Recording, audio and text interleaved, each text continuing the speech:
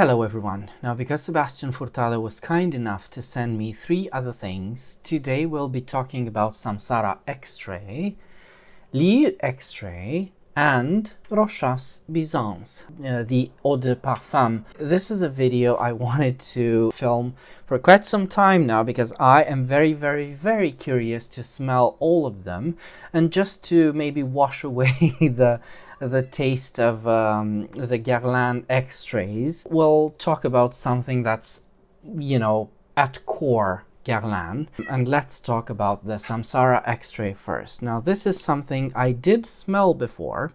I know how the Extrait of Samsara smells like because I do happen to have a miniature. And also, I think I spoke about this before. But this is, just how beautiful is it to smell the Extrait version of a fragrance I love so much.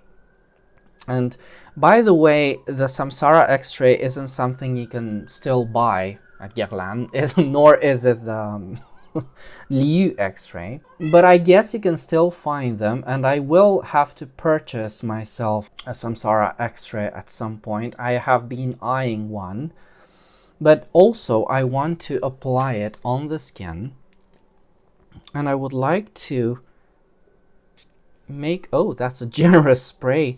I would like to also give you a comparison to the eau de parfum version. This is the only Samsara that I have.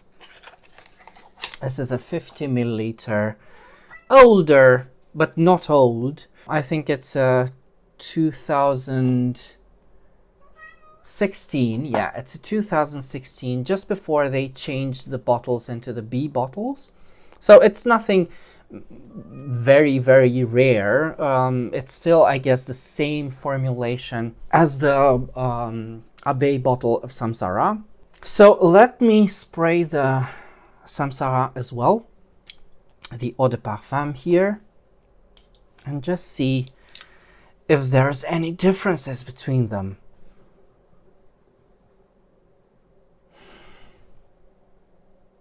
Well, there are. There are some differences between them. Definitely. It's just the differences between an Extrait and an eau de parfum. It's a difference between something that's more concentrated towards the base. I know I said this millions of times, but an Extrait is typically something that's more concentrated towards the base notes, and in Samsara this means woody, sandalwoody, especially iris, and the floral ylang and jasmine, and all of them seem just a bit sweeter and heavier, and it's just like it's very interesting what I'm smelling here in the Extrait, because it does remind me of so many other fragrances at Guerlain. It's like I'm smelling Jardin de Bagatelle with the huge tuberose smell. I don't think there's tuberose in this. However, the sweet jasmine kind of is so much more than in regular Samsara. And the eau de parfum feels soapier by comparison. The iris is a lot more papery, while here it's funkier and muskier. So if you don't know how Samsara smells, it's this. First of all, where were you?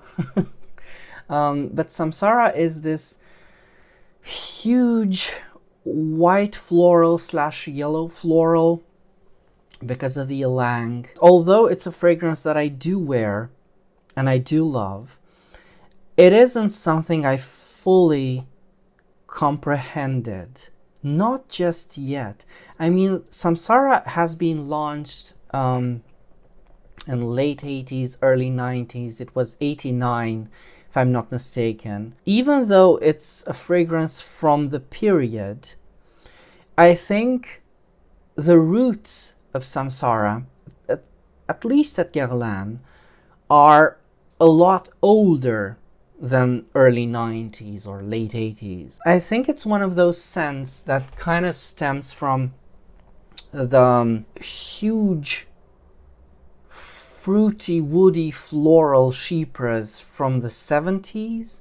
And I think I mentioned this while speaking of Amazon and Rive Gauche and Chamade. And I think that's the origins of Samsara right there. You've got this huge, bombastic, white floral with fruity undertones on a basis of bitter, fresh, woody sandalwood. It's just beautiful. I mean, it's not unheard of, you know, things like that may seem a bit common by today's standards, but Samsara has always been this late 80s, missing its period type of scent, if you know what I mean. I don't think Samsara did very well when it was launched. I think Samsara is the type of scent that people gradually appreciated a lot more in the coming years, in the years after its launch, definitely. In the Extrait, there's this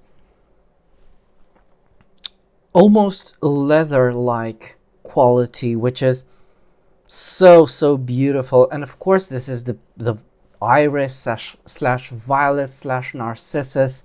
It's such a beautiful thing. It's almost spring floral type of scent. It's definitely much more complex than the eau de parfum, at least when it comes to its florals, to the huge bouquet of flowers is just more inviting, more alluring. I need to get myself a Samsara Extrait. I need to do this. Now, the eau de parfum, I perceive it as this powdery, because Samsara has always been powerful. I think it's one of the most powerful scents at Guerlain. It has a very large sillage. It fills the room. Samsara is not to be trifled with. And Samsara is something I wear almost exclusively in winter. I don't know why I associate, probably because of the whiteness of Samsara. It's something I associate with snow and cold, and it does so well in the cold Samsara. I couldn't possibly imagine myself wearing this in the heat. I think it would be nauseating, just because it's so powdery and it's so unleashed and raw and crazy. When I was first smelling Samsara, when I was getting to know Samsara, she came across as this pissy white floral, which was very interesting. I think it was what made me buy it. It was quite animalic to me, animalic smelling, and it's strange because there's little to no animalics in Samsara, with the exception of maybe the orris, which is just a bit musky and dirty, just a bit. However, when I started wearing Samsara, by the third or fourth time of me wearing it, it changed forever in how I perceived it. And now, for me, Samsara is this nutty, warm, spicy, woody scent. It's something I think I lost.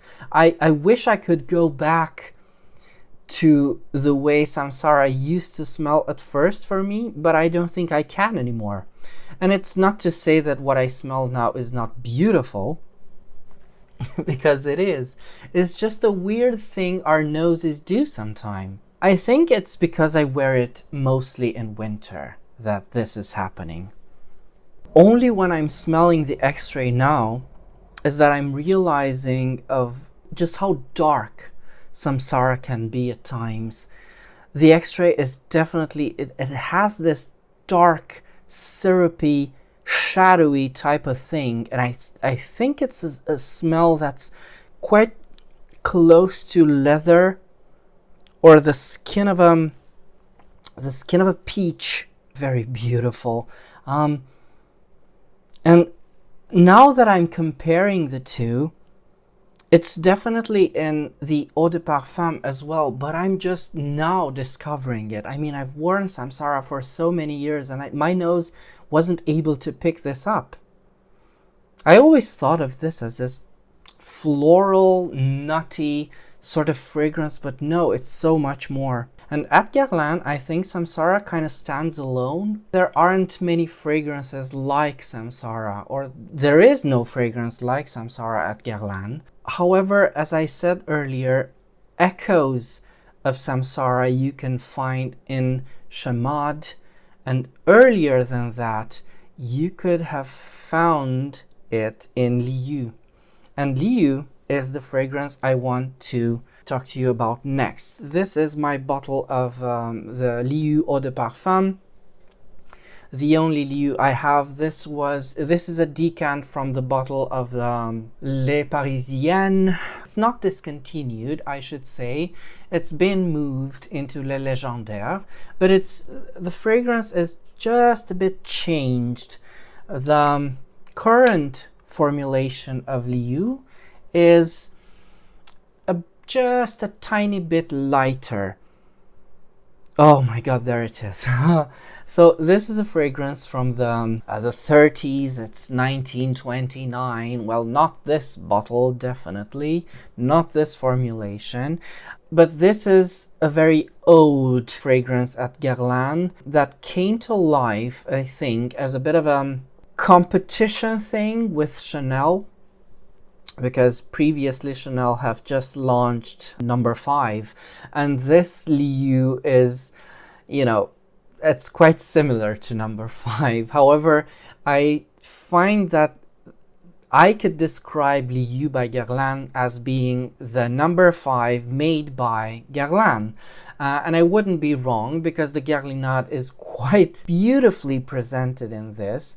And imagine this beautiful, soft, velvety number 5 that's so transparent, and it's so light, and it's so like lace work, done just maybe a bit woodier and a bit more somber and a bit more corporeal by Guerlain, with the addition of a heavier iris.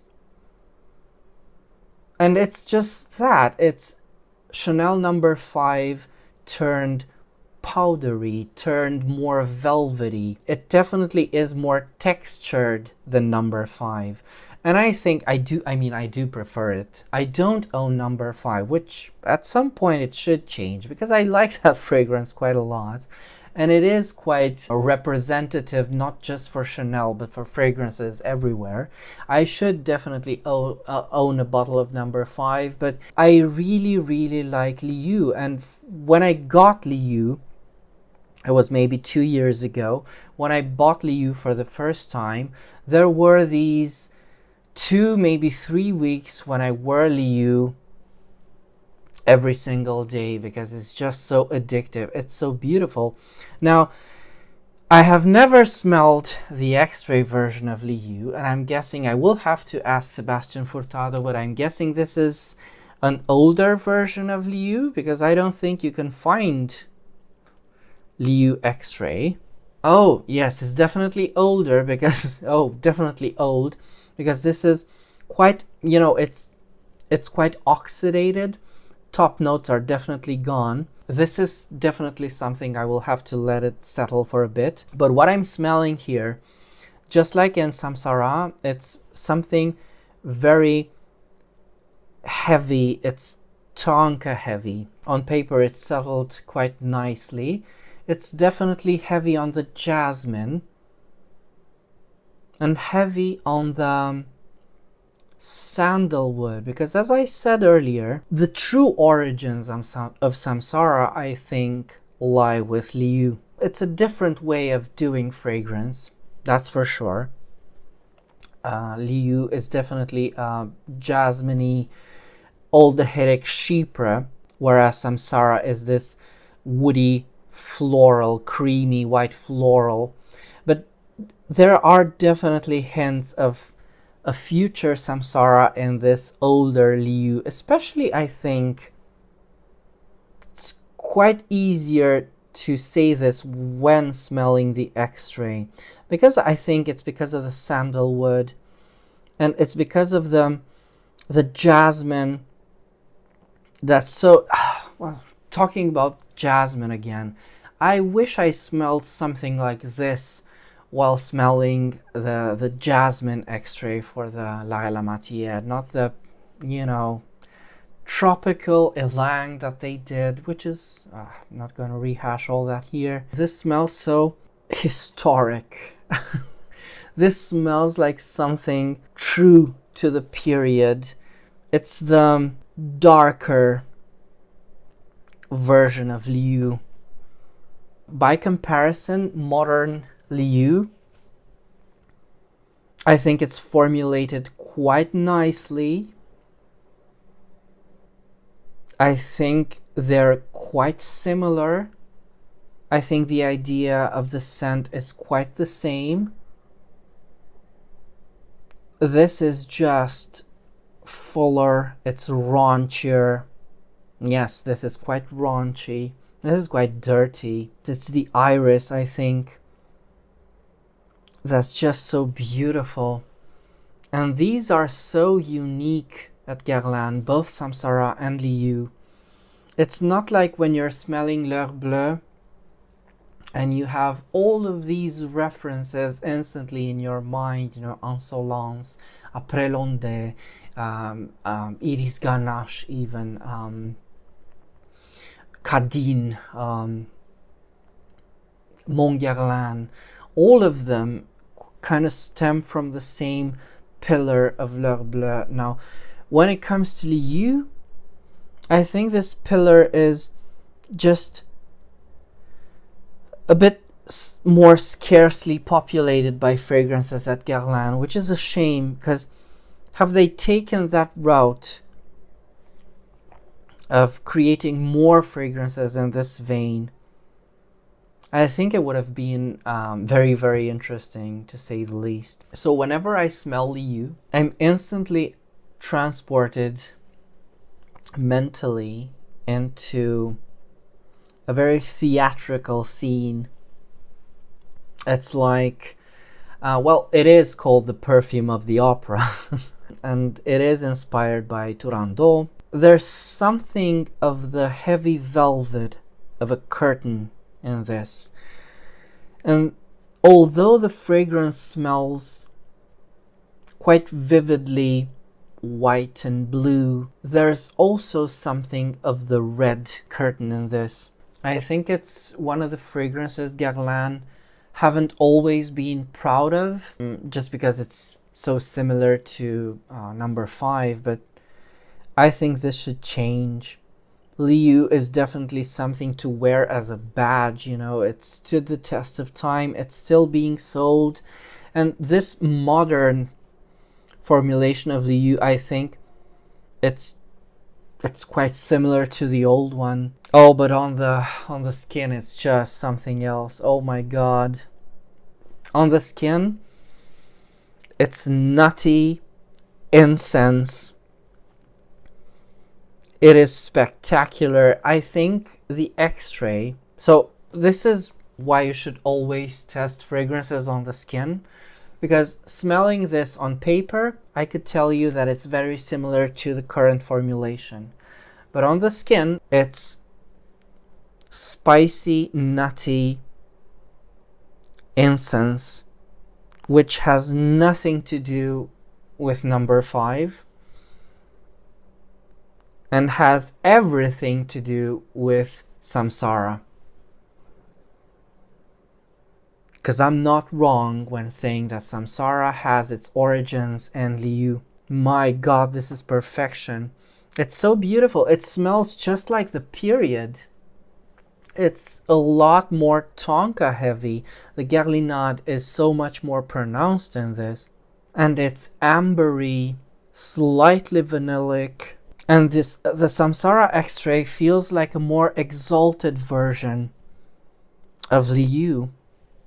Feels like a more powdery, white floral version of Liu. Beautiful, beautiful, exceptional. Now, for the last part of the video, I would like to smell Rochas Byzance for the first time, the EDP. This is a fragrance I've had on the list for so many years, but I haven't got it for some reason. But it's a good thing I'm smelling it now. Oh, this is nice. This smells just like the opening of summer wine. It's definitely floral, but there's something in here that's very fruity. The very first top notes of a summer wine, which is to say lipsticky. There's a berry tart note, sweetish berry tart note, but you can tell from the first notes that this is something that's going to be very floral by the end. The notes cite neroli and pear. There's definitely something very fresh to this. And freesia, that's right.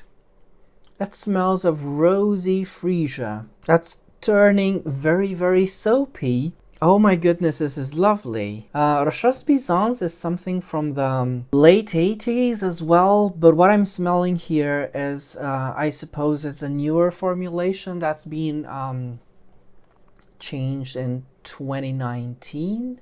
This is originally an Alberto Morillas fragrance. I don't know who worked the 2019 version, but this is soapy, spring floral. It's just so delicate and musky and clean. I don't know why this is called Byzance, to be honest, but this weird combination of florals make me think of lilac for some reason.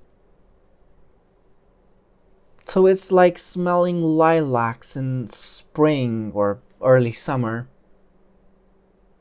But the entire composition is very soapy and fresh. It's not just neroli soapiness. I think it's from the musks, and it's very playful, powdery, very interesting. Now, I am aware that smelling these fragrances side by side, they do influence each other.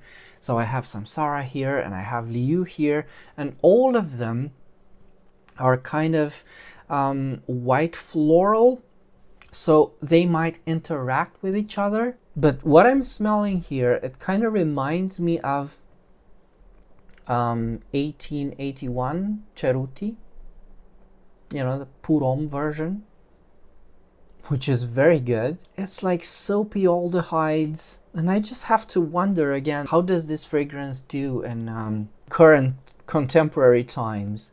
Is it being sold well? I don't know, because it feels rather it kind of shows its time, but never in a bad way. And I think it reminds me most of Cabotine. I think it reminds me most of Cabotine de Grèce, which I did wear a few days ago. And it is spectacular. I love it, Cabotine de Grèce. Now this Rochas feels like a more delicate Cabotine. It's definitely more delicate. It's definitely isn't as textured as Cabotine Byzance. It's a very strange way to name this, because when thinking of Byzance, I wasn't necessarily thinking of white florals. I was maybe thinking of heavy ambers, but this is how our mind works right now. I'll have to explore these a lot more than I did today, but thank you, Sebastian, so much for this wonderful gift. of an opportunity to smell something that's definitely not easy to find, and Samsara as well, which isn't, you know, available anymore. So if you've got any other questions of any of the fragrances we've talked about today, do let me know. And until next time, remember, fragrance creates memories, and may yours be happy.